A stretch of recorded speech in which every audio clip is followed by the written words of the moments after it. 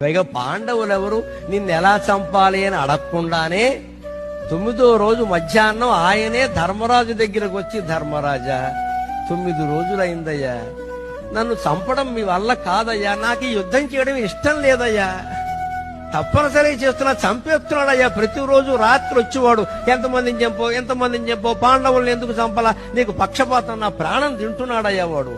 వాడు ఉప్పు తిన్న పాపానికి సింహాసనాన్ని కాపాడతానని నేను ప్రతిజ్ఞ చేసిన పాపానికి సింహాసనం మీద గుడ్డివాడైనా దుర్మార్గుడైనా పుత్రవ్యామోహపరుడైనా ఎవడైనా ధృతరాష్ట్రుడు ఉన్నాడు, అయినా నా ధర్మం ఆ సింహాసనాన్ని కాపాడడం, నేను నా తల్లి సాక్షిగా ప్రమాణం చేశా, ఆ ప్రమాణానికి కట్టుబడి నేను కౌరవ పక్షంలో యుద్ధం చేశాను గాని ధర్మరాజా నాకు ఇష్టం లేదయ్యా, ఒక్కటే ఉపాయం, శిఖండిని అడ్డు పెట్టుకోండి, ద్రౌపది అన్నగారో తమ్ముడో తెలియదు, ఆడా మగా కానివాడు, నాకు నియమం ఉంది, పీడివాళ్లతో నేను యుద్ధం చేయను, వాడిని అడ్డు పెట్టుకోండి, అర్జునుడిని వెనక నుంచి బాణాలు వేసి